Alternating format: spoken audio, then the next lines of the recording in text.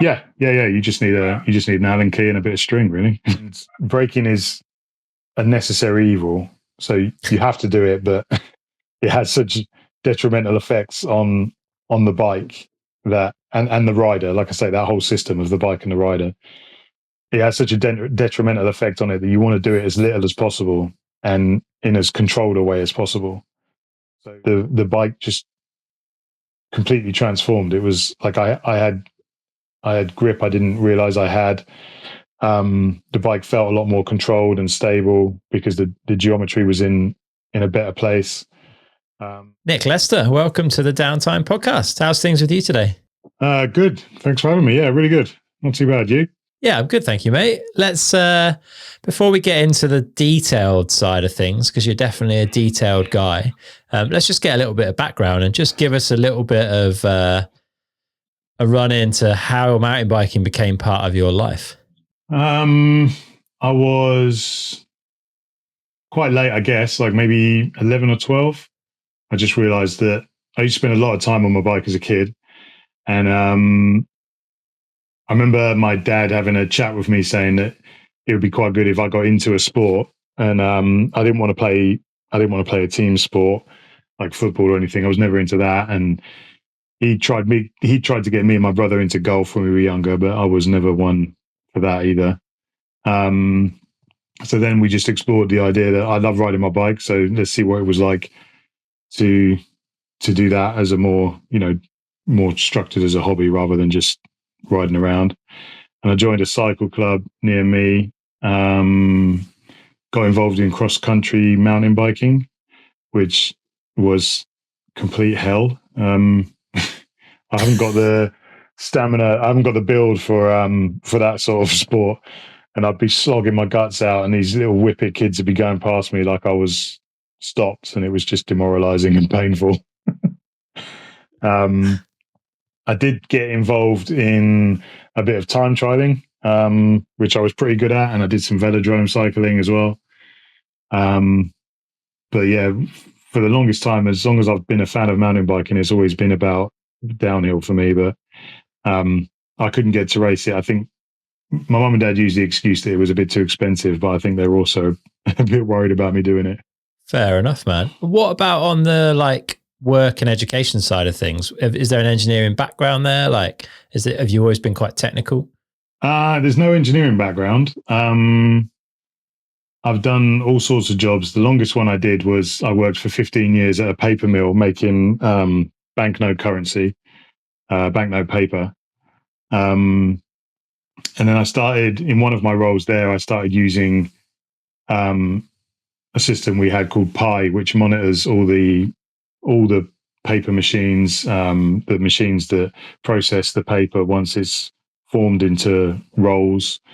Every single stage, this system was monitoring all the machinery that was used to make the paper, and then, like I say, process the paper all the way till it went out the door. And I used to find looking at that sort of stuff pretty fascinating, and you could get an idea of why machines had certain amounts of downtime when you started looking at that system, or you might be able to get an idea of what sort of preemptive maintenance was going to be needed by using that sort of stuff. And it just got me fascinated in sort of using data. Really, that was the first sort of glimpse I had of it, was using it in that sort of environment. Interesting. Okay, fair play. And what about racing? Were you getting into mountain bike racing? Have you done a bit of downhill racing in your time? I've done a little bit now. I didn't start downhill racing till quite late, and it's just a very sort of grassroots level. So I did do cross country, but yeah, it wasn't until I started racing downhill, and I was a bit older as well when I started racing downhill. I was I can't remember now. It was maybe 10 years ago or something like that, and I was just a bit more aware of what I needed to be doing, if I wanted to be good at it. So yeah, I took the downhill racing more seriously than I took the cross country racing. But that's also because I enjoyed it a lot more as well. Yeah, fair. And is that where the interest in bike setup comes from? Is getting yourself to a position where you can be faster in the downhill racing?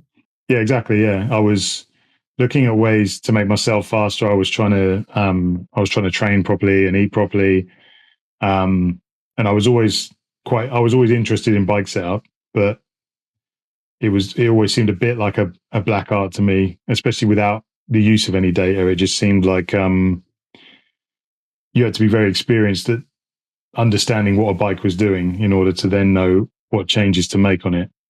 And that was something I figured you really got from just spending a lot of time on the bike, and being in work full time as well. It wasn't something I could do. I couldn't get that much bike time that I was going to really sort of understand the nuances of it through feel and experience. And there was no kind of data acquisition system, I guess, available, certainly not at a consumer level until relatively recently. So what sort of stuff were you puzzling over on your bike before that became available? It was things like basic geometry and like bike setup things like stem length, handlebar width, lever angle, tire pressures. I was playing with suspension as well, but it was, like I say, it just seemed it all seemed a bit like guesswork because I wasn't entirely sure what the adjustments I was making, what effect they were having, because I wasn't riding consistently enough either to be able to go just off feel to say that extra 2 clicks of low speed compression was what I needed. It was too hard for me to tell. And also I wasn't riding the same sort of track regularly enough to, I had way too many variables in there. So it was just a lot of fettling with sort of, I say, handlebar stuff and tire pressures and things like that, really. Yeah, fair. We'll talk a bit more about some of the more, I'm going to use the word straightforward. It's not straightforward, but some of the more simple bike setup stuff as well. But obviously data did become more available. There's been various systems at different levels over the last few years that have become available to a consumer. Was it an obvious choice then for you to go and get your hands on something like that once it started to be out there? It wasn't obvious. No, I remember there was a podcast I listened to with Dave Garland where he was talking about his Stendex system. And that's what really sort of got me interested in these systems and how you can use them in mountain biking and in racing as well, especially what he was explaining the Stendex system could do. And then it was that was like 2017, and then it was 2020. I started, it was from my point of view to try and make me quicker as a racer. I started looking at trying to get one of the systems, but I couldn't really justify the cost just for me. And then it was on a phone call with Dave where we sort of explored the option of then it becoming like I could use the system to pay for itself by offering it to help other people get their bike set up as well. And then it sort of evolved from there, really. Yeah, it definitely has. Yeah, so the Stendex system was the one that you chose initially. Just talk us through the system and like what sensors it has on the bike, and then we'll talk a little bit about what you can do with that. Yeah, the Stendex was the first one I got. It has a data logger with several sensors that plug into it, including a camera, which is all synchronized with the data as well. So you have front axle G-force sensor, you have a rider input sensor, you have a gyro sensor, rear wheel speed sensor, rear axle G-force sensor, and then front and rear brake pressure sensors as well. And then the gyro sensors, the gyro sensor does about I don't know, six different jobs because it can measure all the pitch and angles and diving and squatting of the frame. Front and rear axle G-force sensors measure the forces coming from the trail to the suspension. The rider input sensor measures you use that to sort of analyze the rider weight distribution and how much force they're putting through the front of the bike, and by that you can sort of calculate where they are with regards to the rear of the bike as well. And then rear wheel speed is rear wheel speed. Brake pressure is brake pressure in bar in the brake hose rather than sort of at the caliper.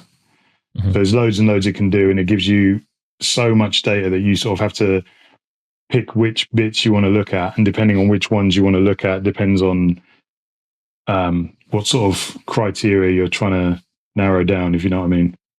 Yeah.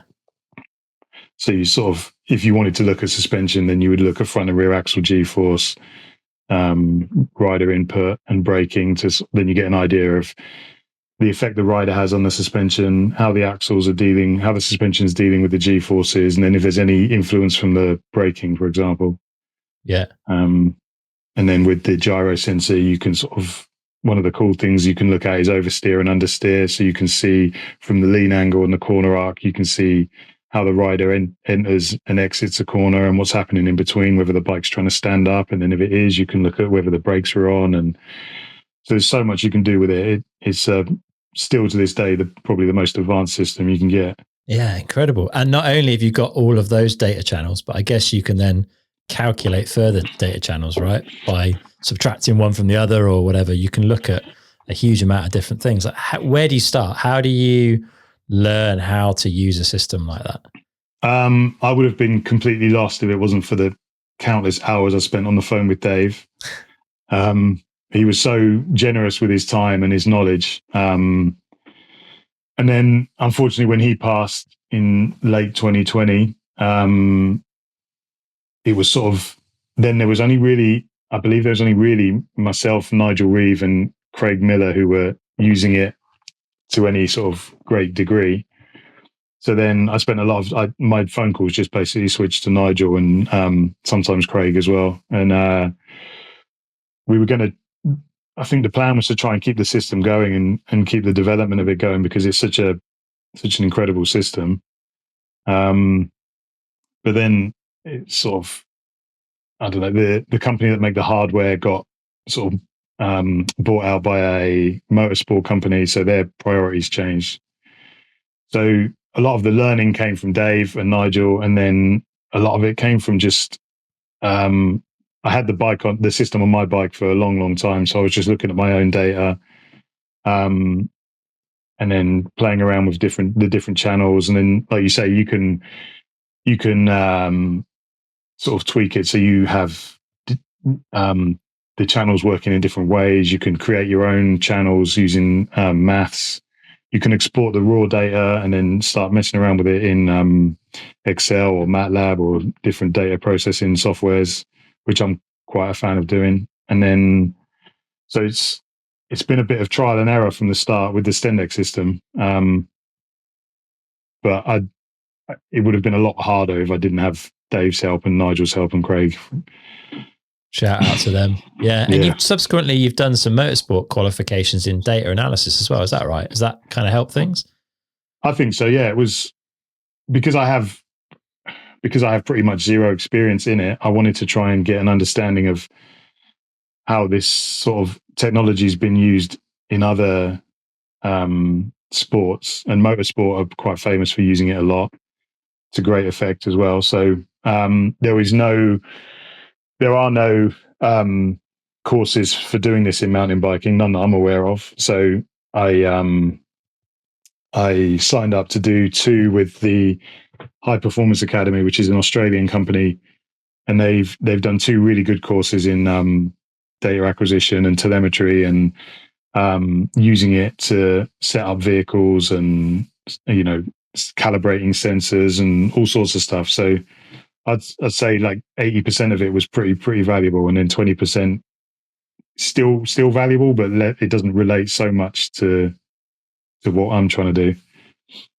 Yeah, it's cool though, because I don't think many people in the mountain bike world will have gone to the extent of getting those qualifications and digging in that far. So let's talk about your own setup initially, because I'm guessing you spent a lot of time with it on your own bike. What did you discover about your own setup? That my braking was horrendous. in what way? I just I was putting on. I still do it, but not quite as bad now. But I'm very bad at dragging brakes through corners. So I was very quickly, and that was using my riding was one example Dave could give me of the effects of braking in a corner and how you can see it trying to stand the bike up and how you can you can see that the rider weight shifts around. So yeah, I quickly realized that I'm braking in the wrong places. And how I apply the brakes and come off the brakes was quite interesting. There was a lot of sort of feathering or second guessing myself,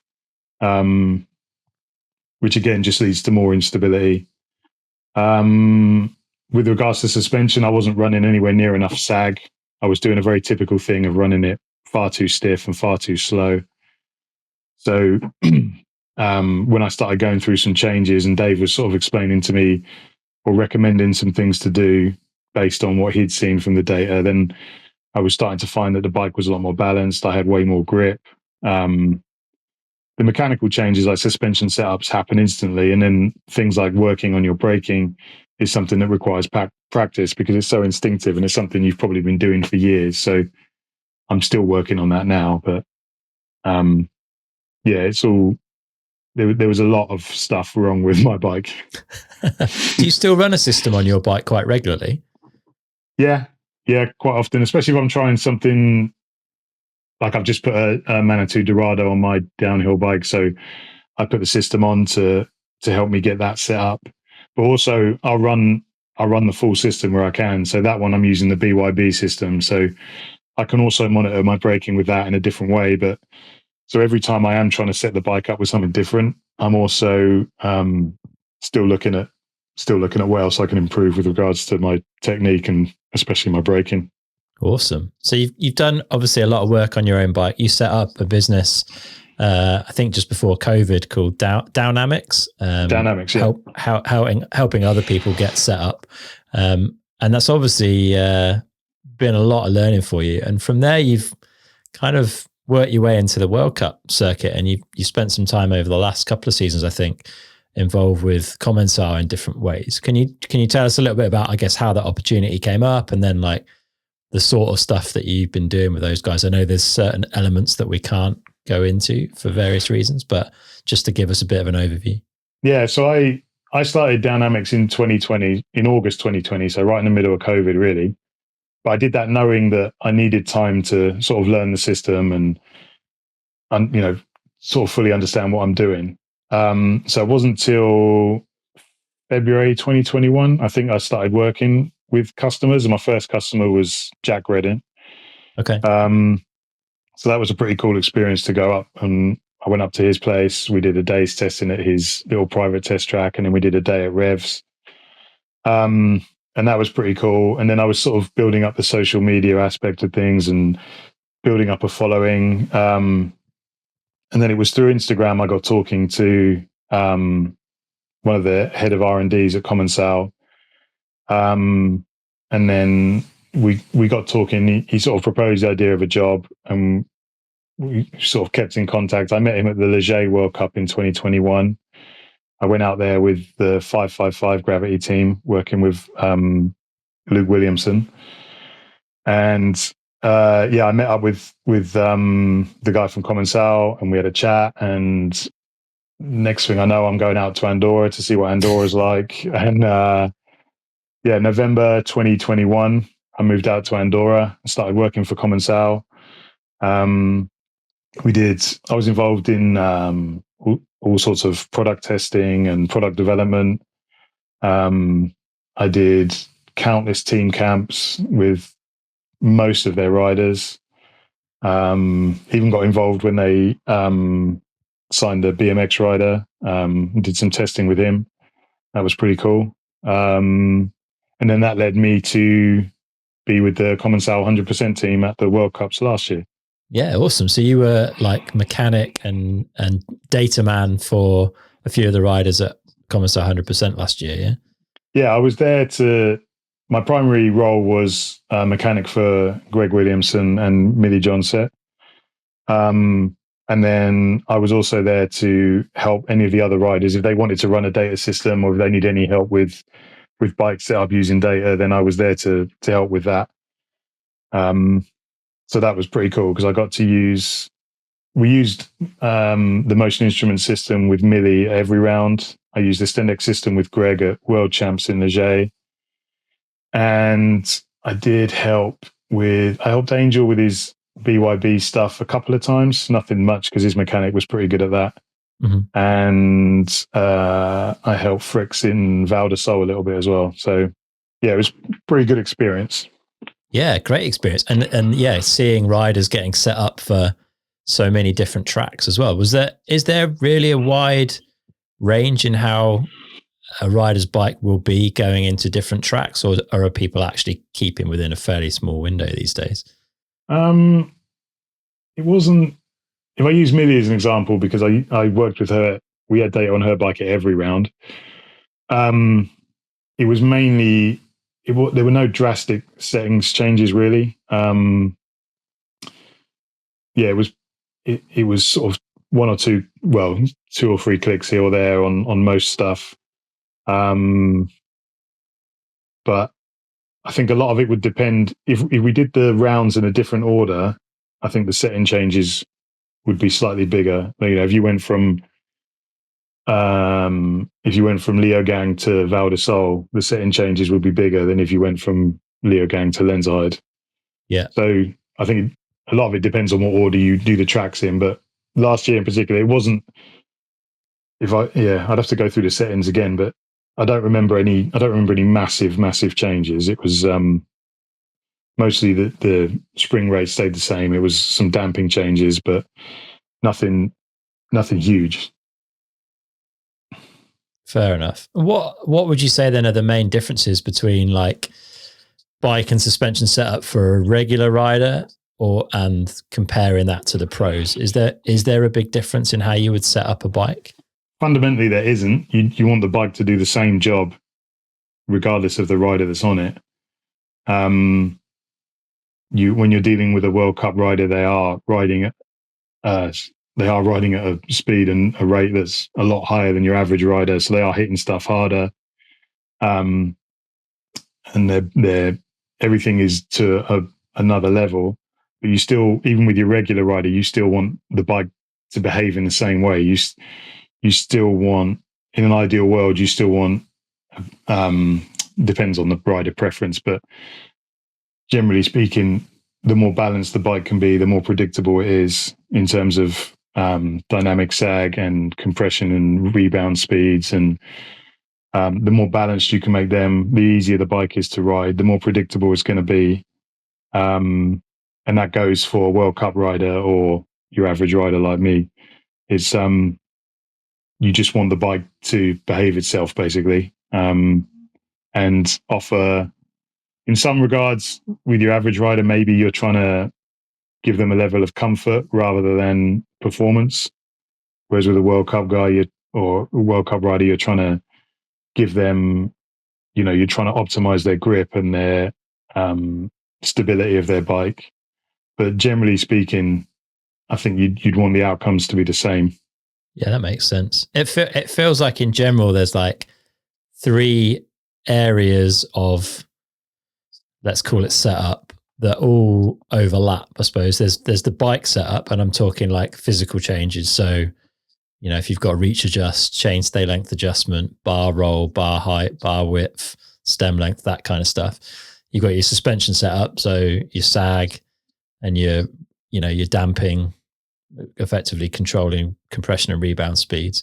And then you've got rider technique, I think, as the third like area that also impacts how all of those things work together. Does that sound reasonable? And like maybe we can work through all 3 of those and just get some of your thoughts on the different areas and maybe some advice on like what people might want to think about when they're out riding and helping them get like a better setup for them. Yeah, I think that's pretty much right. You sort of, there are 3, maybe 4 then. There are maybe 4 areas. So you'd have like geometry, ergonomics, suspension, and then probably like rider technique as well. So geometry is things like your bar height, your bar rise, your stem length, chainstay length, all those sort of variables. You have ergonomics, which are things more like lever angle and position, cleat position. Then you have your suspension setup, which is spring rate, damping, and then rider techniques, which then relates to your braking, weight distribution, and that sort of stuff. So yeah, I'd say those were the four areas the four areas that you can impact with some pretty. When you use data the right way, you can impact them pretty significantly for the better. Yeah.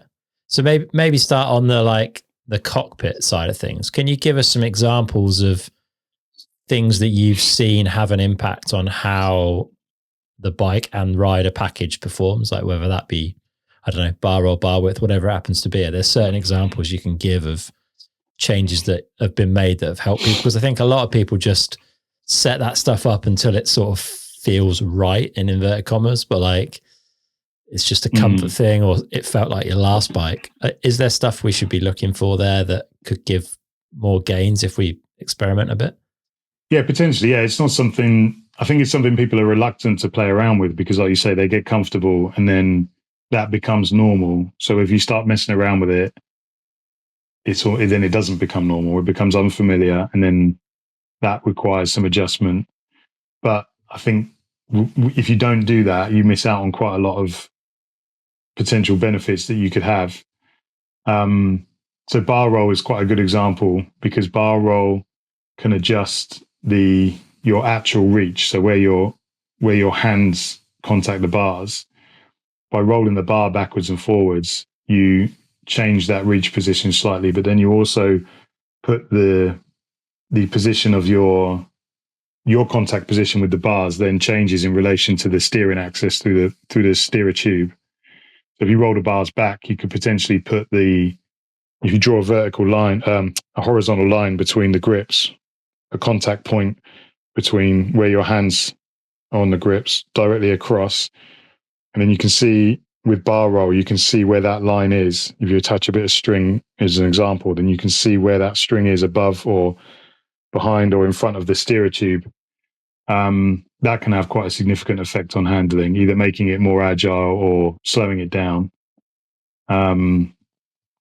It's a similar effect to stem length, but not quite the same, because stem length can move everything forward in a much more drastic way with regards to its relationship, the whole steering relationship to the front axle. So yeah, there are some subtle things to do. If you just play around with it, you can find that it doesn't take much for you to find something that works for you, in a slightly better way that you might not have thought of before, just because, like you say, you've stuck with your sort of bog standard setup. Yeah, so just going out, literally try and rolling the bars back quite a bit and rolling them forward quite a bit and doing two different runs and seeing how it feels. Yeah, it's the same as using the bracketing technique when you're trying to set up suspension. Go to extremes so that you can make sure you feel a difference, and then sort of move it less and less until you find somewhere that you're quite happy with. And always sort of just asking yourself the simple question, is this better or is this worse? And then from there, it's quite easy to find an improvement. Yeah. And I guess that's a straightforward one. You don't have to get a hacksaw out. You're not cutting metal. It's all pretty simple stuff. Yeah. You just need an Allen key and a bit of string, really. Interesting. What about brake position? Because there's a lot of talk about like lever angle and things like that, and bite point and that sort of stuff. And a lot of people, I think about it more from like a body ergonomics perspective and trying to reduce arm pump on rougher, longer tracks. But is there an impact there on like how you're loading the bike depending on your lever angle? Yeah, there can be. Yeah, moving your lever angle can have an effect on the weight distribution of the rider. There's something to bear in mind if you need to make a smaller adjustment to weight distribution. You can use lever angle for that. But it's always a game of compromises as well. Whenever you make one adjustment somewhere, you're going to have an effect somewhere else. So it's bearing in mind, it's sort of understanding, if I move this lever up slightly, then that could potentially move the rider's weight distribution slightly further back. But then you could also affect where their elbows are, where their head is, and then also moving their weight distribution around means that your dynamic sag could change slightly as well. So it's a minefield. Sometimes you make one adjustment to make one thing better and you've made three things worse. Yeah. Are there certain things, like if you're riding and you're feeling certain things, would there be particular indicators of weight positioning being an issue for you in your riding?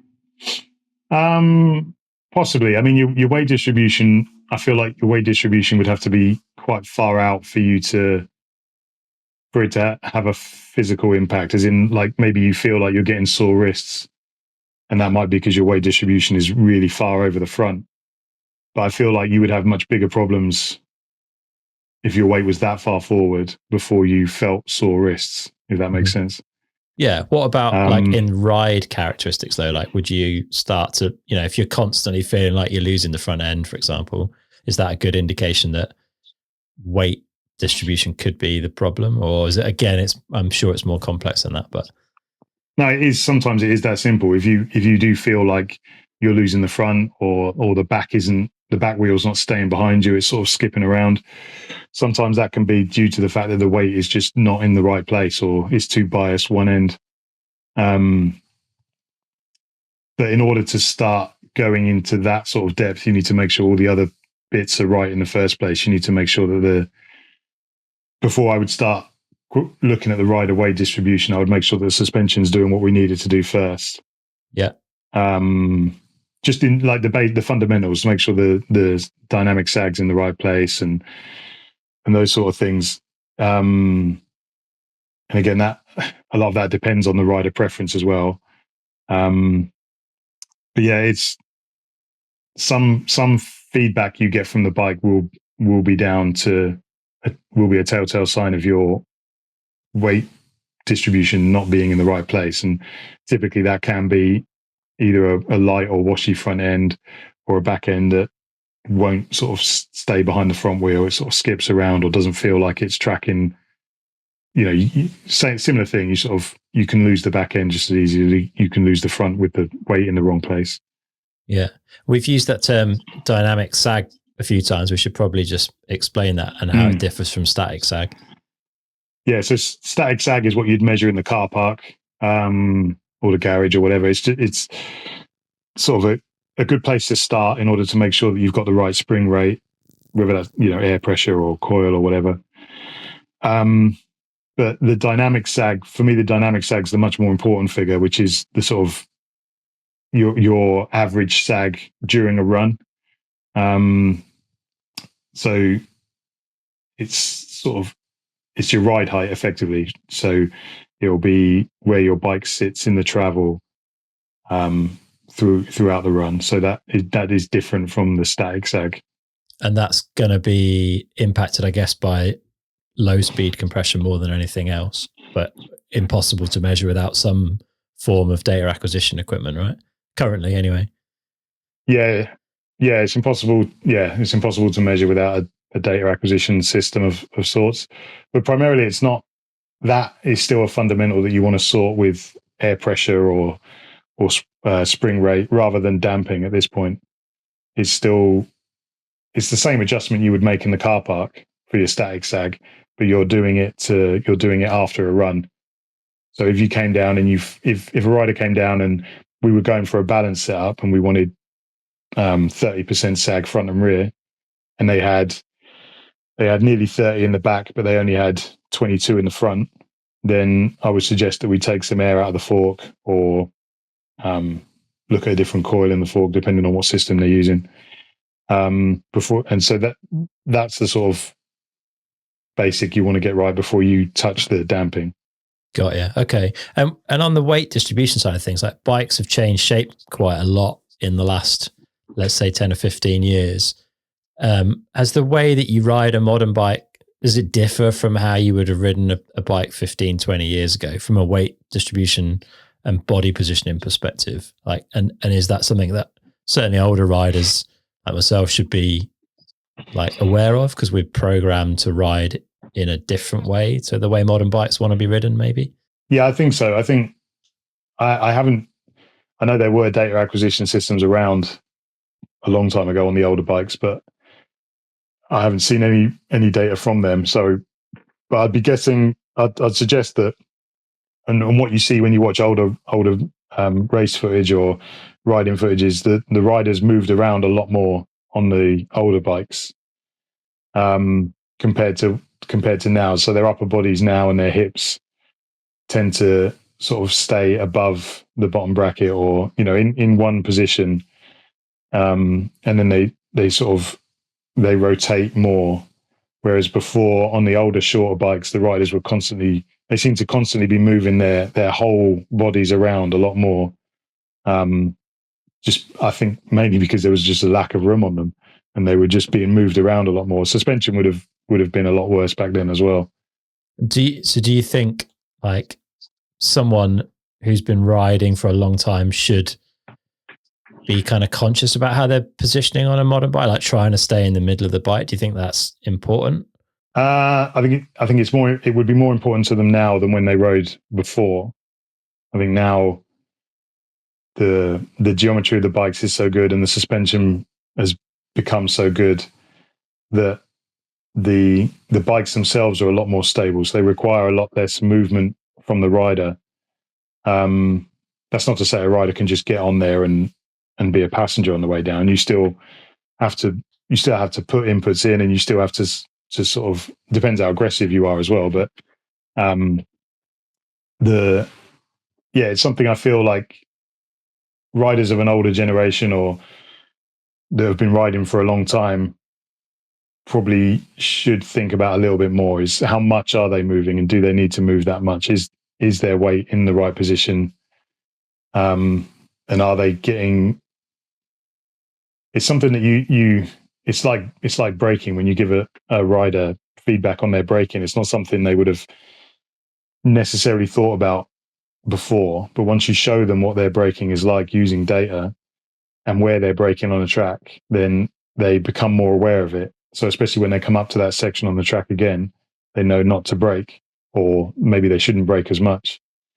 And it's a similar thing. I think this is where video footage can come in quite handy. If you video a rider coming down the hill, and you could sort of point out to them that, did you realize that you were moving your weight that far off the back when you probably don't need to? There's nothing to suggest that you need to be doing that. And in fact, by doing that, you're making your life harder by unsettling the bike, and you sort of disturbing the whole system. The whole rider and bike is a system, and they need to work well together. So you need to be able to visualize or show a rider what's happening when they're moving around on a bike, and if they need to be doing that or not.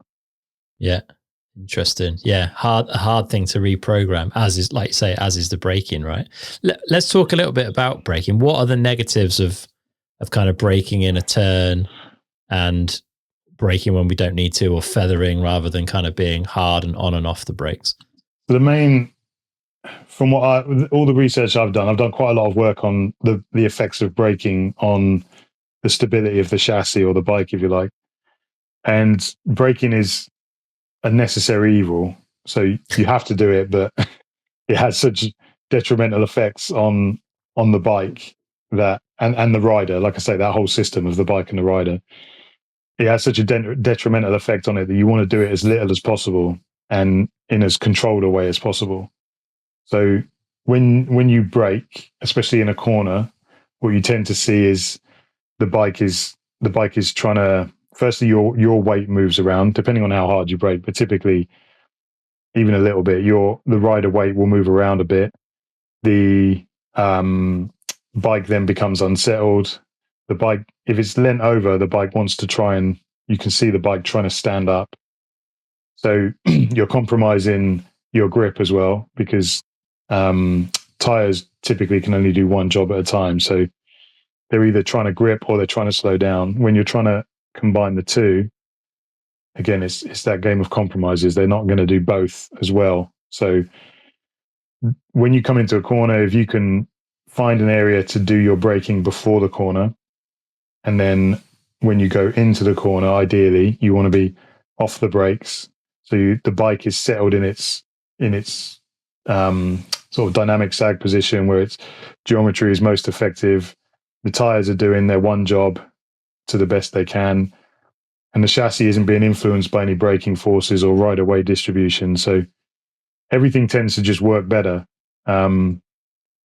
because the brakes aren't involved. But I understand in the real world, that's not always possible. There are always times when you're going to have to drag a brake around a corner, or especially when I did work with the Commencal Enduro project team, there was quite an interesting thing there where enduro riders don't have the luxury of being able to practice the same track over and over again before they race it. So their use of braking is quite different to downhillers in the fact that they sometimes they're using their brakes a lot later, sometimes in a more aggressive manner, but sometimes they've even described it as using the brakes to sort of help them get around a corner as well, especially if it's one they're unfamiliar with. So it's there's a lot of braking is a complete minefield of stuff. There's so many rabbit holes you find yourself going down. But at the very basic level, try and get your braking done before the turns is what you're saying. Yeah, exactly. Yeah, fundamentally, if you can not brake in a corner, that's gonna be the best scenario and races are won in corners. So the quicker you can come into a corner and go out of a corner, and the more stable you can be during the whole thing, the much better place you'll be. But that's very easy for me to say.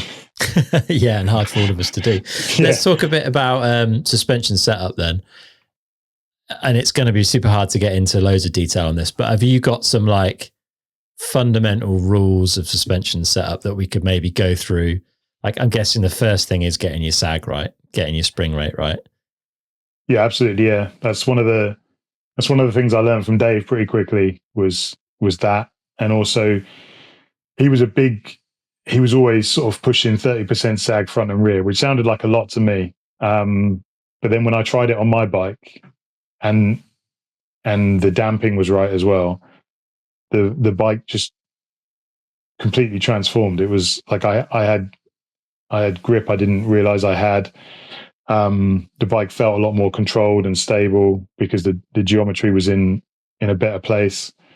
So static sag and dynamic sag are two massively important factors that get overlooked quite a lot, I think. And they're you can't even get the damping right before you've got that bit right. That's how important they are. Yeah, fair enough. So let's assume we've got sag right. We're running somewhere around that 30% mark. Where would you go next? Like, obviously, I mean, for most people, I guess you go in the manual for your forks and your shock. You look at what the table recommends. You'll set that. Some people probably won't even do that. Like, that's your starting point to go and work from.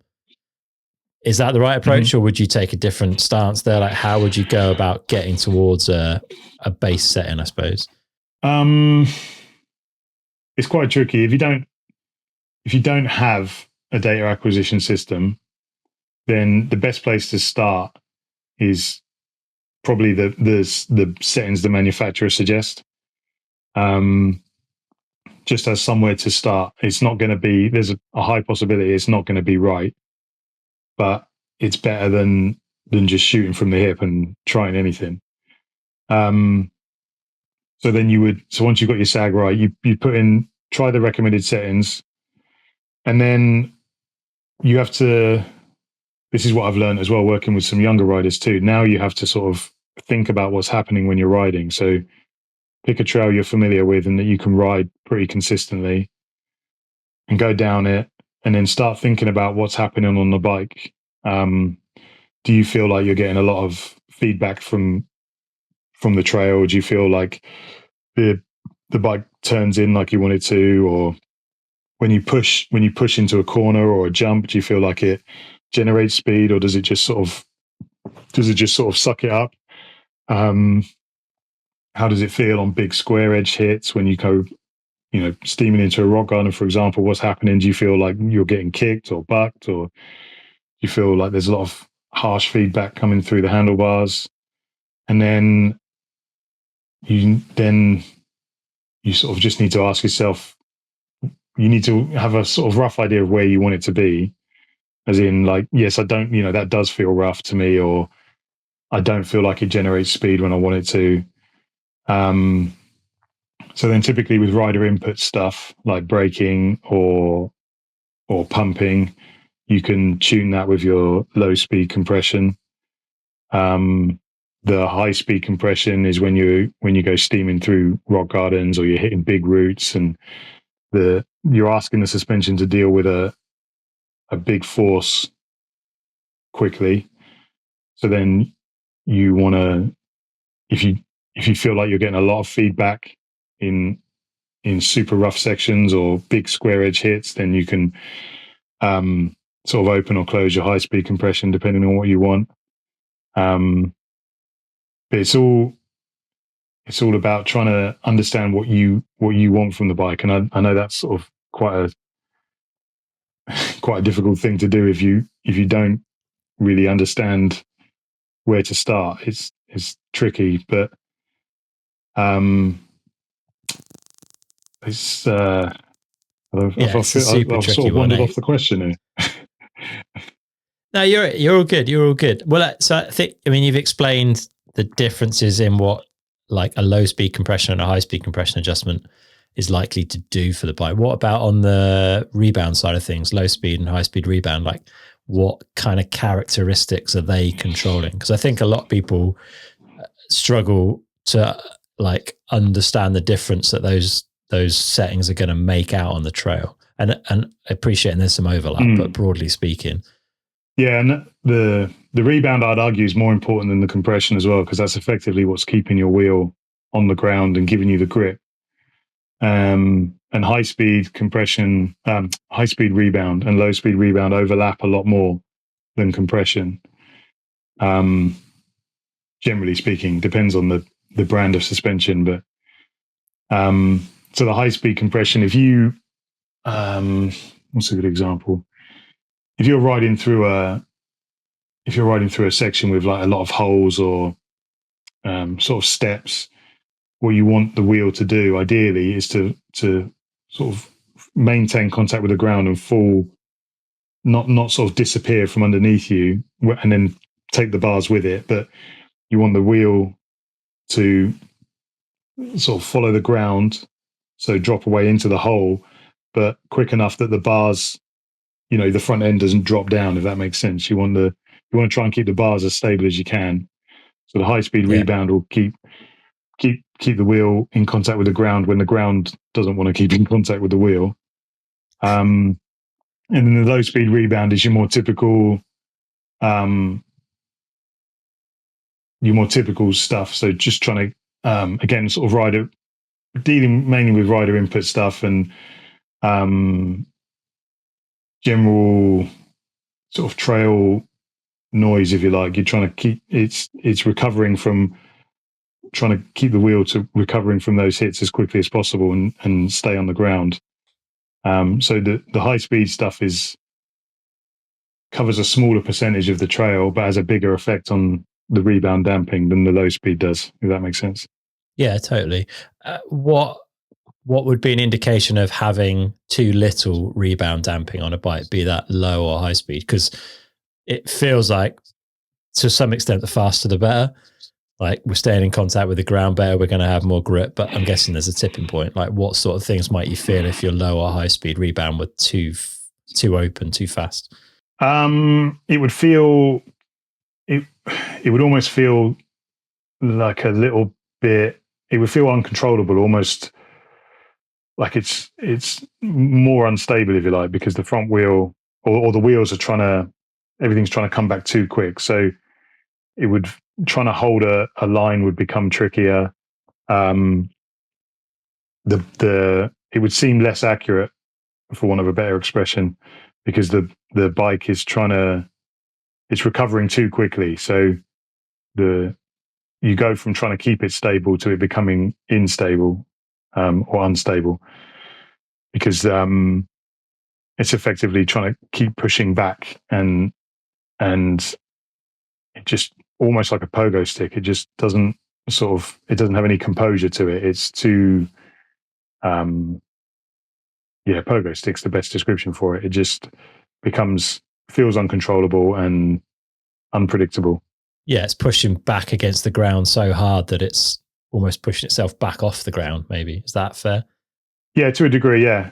Especially if you're coming into something pretty rough, you want the rebound fairly open so that it can recover. But then when it's too much, it's like I say, it's trying to ride a bucking bronco. It doesn't want to. The bike won't want to stay where you put it. It won't want to. The wheels won't want to stay in a line. They'll be dancing all over the place. And effectively, what you've done is you've made a rough trail rougher. And the same can happen if it's too slow as well, because the bike never recovers from one hit to the next. So then you start packing up the suspension, and that leads to harshness, which can be confused for too much compression damping as well. So it's there is sort of an operational window that you want to be in, but it's finding that window that's the tricky bit. I think what we're saying here basically is go and find a good bike setup person and go and spend a day with them, because it feels like the vast majority of people, unless you're super savvy and you really know how to get a bike set up, you're probably going to come home with your bike in a much better spot. Yeah, I mean, I'm coming from a very biased position, but I do feel like now these tools are available, whether you get one yourself or you get someone like me to come and help you. You spend all this money on a bike, and they're not cheap. And then you go and take it for its ride, and you get it in a position where you think it's working well, and then you ride that over and over again, and it becomes normal. So you think my bike's working well. But what you don't realize is you're probably nowhere near how good it can be working. And once you do experience how well your bike can work, then all of a sudden, sort of the cost of a day's testing with someone with a data acquisition system and who knows what they're doing is it pales in comparison to what you thought it might be. It might seem expensive at first, but all of a sudden you unlock your 6, 7, 8 grand bike, and it becomes this amazing tool that you can push your riding much, much further.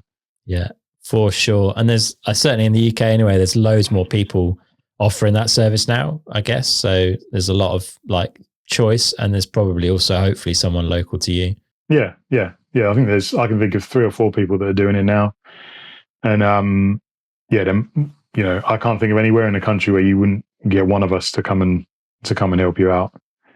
And it's far better than thinking that you need to get a new fork or a new shock, when in actual fact you will be able to get your current bike setup working far better than it would if you bought a new fork for it, for example, because you still won't know what you're doing with the new fork.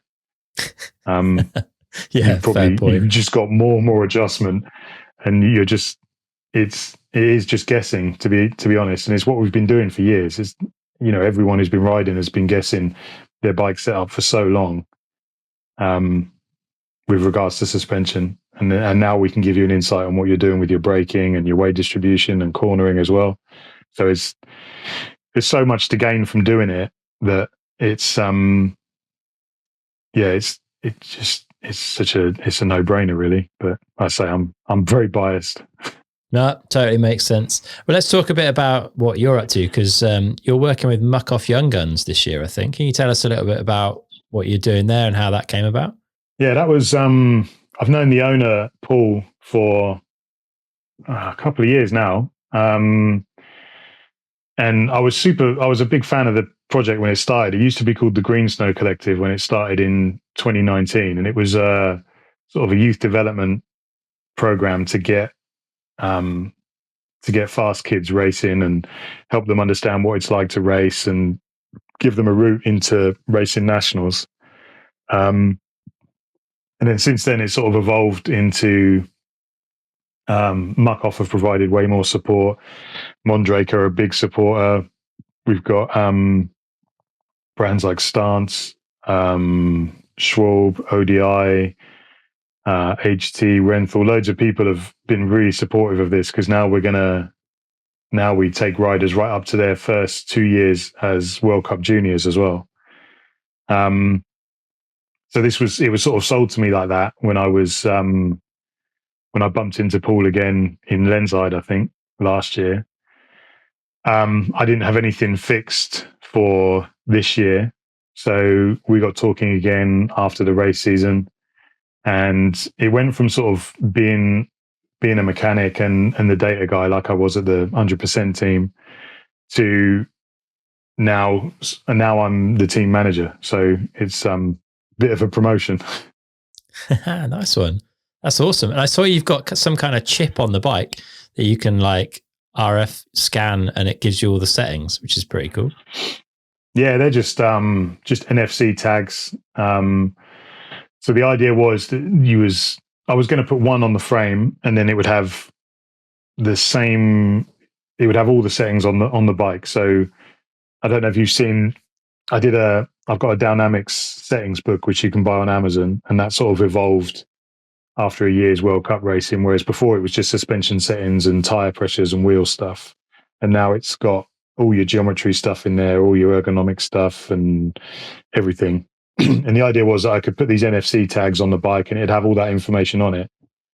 But they're quite limited in their size. So a more useful way to use them is to put them on various components. And so like on the fork, you would have the suspension settings and the last time it was serviced. On the wheels, you would have tire pressures, the amount of sealant in there, average spoke tension. You could have on the brakes, you could have when the pads last went in, the last time they were bled, the compound of the pads. On the handlebar one, you could have all the cockpit set up. So it's quite a good way of tracking settings, but also the life of the part and when it was last serviced or maintained or bled or whatever. Because there's been times where that dynamics book is great, but there's been times when I haven't had it to hand. And it's quite handy just to be able to scan the tags and get all that information you need. Yeah, that's awesome. It's a cool idea. And I've seen you love a graph. There's a lot of analysis coming from you. I saw you'd looked at rider performance for left foot forward versus right foot forward, which was kind of interesting. Oh yeah, that was curiosity got the better out of me there, and I just wondered if there was any sort of correlation between how successful the rider was and which foot forward they had. So I just that was another rabbit hole I jumped down.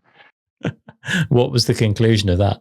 I can't remember off the top of my head. I think generally speaking, left foot forward riders were more successful, but it was so minute that it didn't really, it wasn't concrete enough to say that if you were left foot forward, you were going to be a more successful rider.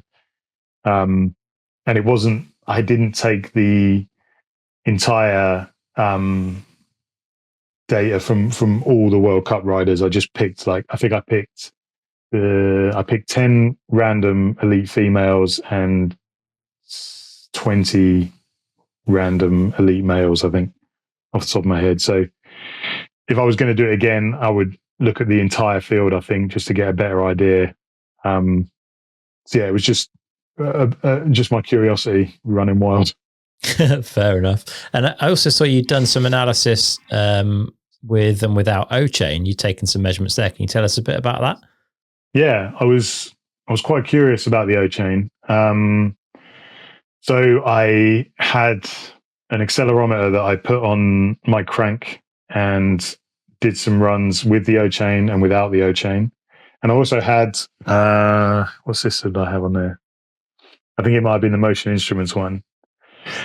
So I was monitoring what the suspension was doing and what my cranks were doing, because I wanted to see if the O-chain had an effect on the suspension performance.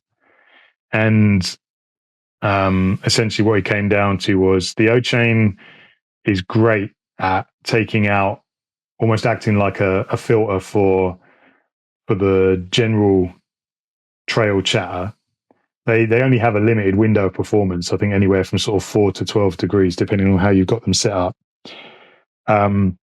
So they're very good at eliminating kickback, very good at eliminating sort of trail feedback through the pedals. and they don't have an effect, or not that I could measure. They don't change the performance of the suspension. So it means you could have your bike set up brilliantly and put an O chain on without compromising your suspension setup. What I found is it was only a good thing, to be honest. Even when you take into account that there is that slight bit of play when you go to engage the pedals again, you very, very quickly get used to that being there, and it's not a thing anymore. But the benefits were that your feet were a lot more stable. Your legs were less fatigued because you weren't having to fight pedal kickback all the time. And it's less cognitive load on the rider as well. It's just one less thing for you to be worrying about. And it's a subconscious thing, but it does, once you've quantified it, you do realize, actually, I am having to sort of allow for this at some point. Yeah, good to see the data on it for sure. I've not seen anyone else do that experiment, so it's cool to see. What are you puzzling over at the moment? Then it feels like you've always got something that you got your brain working on. At the minute, it's getting my head around a new bike for the Muck-Off Young Guns team. So I've not worked with a Mondraker Summon before, so I have a lot of experience with Commencals, the old V4 and the new V5. So that's a bike, both bikes I feel like I know very well. And I need to try and get that same level of knowledge with the Summon too. So that's what I'm working on at the minute is sort of understanding that bike, looking at its model. There's a piece of software called Linkage where you can look at a particular bike's characteristics, and you can see the anti-squat and anti-rise and the leverage ratio and all these different characteristics of the bike. So I've been trying to get my head around that and find ways we can sort of make that bike, optimize that bike for racing, and do what we can to make it as quick as we can. So that's what I feel like I've been doing the last month or so. Good stuff, man. Well, we're getting close to the end of our time, but we'll wrap up with our final 4 questions that we've asked pretty much everyone. The first of those, if our listeners had £150 to spend to improve their performance on a bike, I think I might know your answer, but what would you recommend they go spend it on? Yeah, I mean, you could probably get a day's testing with someone for that. But if not, obviously I would suggest getting your bike set up properly. But tires is always the other one I would recommend. Yeah, if you can't get a testing day with someone for £150, then putting the best rubber you can on your wheels is the next best investment you could make, I reckon. Fair play. What's your go-to at the moment? Magic Marys have been for a long time now. I've tried front and rear. I've tried all sorts. I've tried front and rear. I do like I have tried a Big Betty on the back. And then I did a custom cut on one I was working on, and it needed 300 cuts to sort of get this tread pattern I wanted, and that made quite a significant difference, which I was disappointed with as well, because that means if I want to do it again, I've got to do another 300 cuts. So yeah, be careful what you play with. Fair comment. All right, second one. If you could wind back the clock and sit down with yourself, age 16, what advice would you give him? I don't know. I feel like at that age, I was getting quite good. I was quite a good time trialer, and I was pretty good on the velodrome. But I also discovered that you could start going out and get drinking and meet girls, and that probably didn't help me as a competitive cyclist. So, but I don't know. I mean, it's yeah. At the same time, I don't think I would change much, because I feel pretty privileged to be in the position I'm in. I don't know. It's a tough one.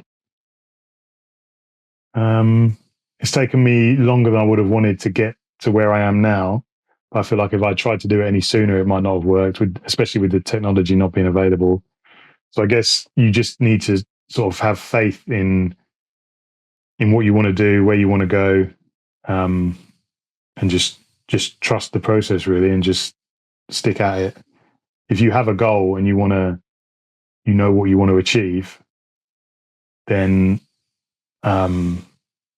just stay focused on it and do what you can to try and achieve it. Oh, good answer, man. All right. Third question. If you could have a coaching session from anyone, past or present, who would it be and what would you want to learn from them?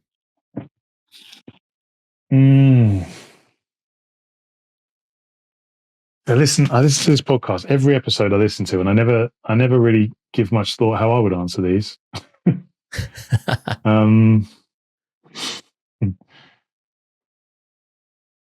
I was always such a massive fan of Steve Pete when I was sort of, 14, 15.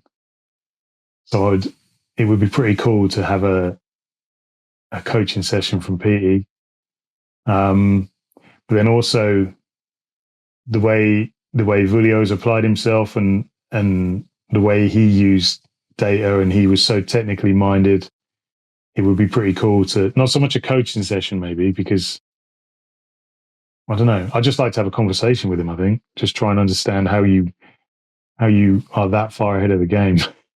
Yeah, it would be interesting to find out how advanced what they were doing back in the day is compared to what we're just kind of becoming normal at a World Cup these days. Because I definitely think they were well ahead on a few things back in the days with that setup.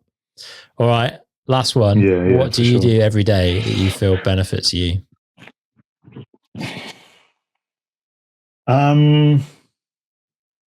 I'm very reflective. I suppose it's analytical in a way. I do sort of think, I try at the end of most days, I sort of try and make sure, or I analyze what I did that day.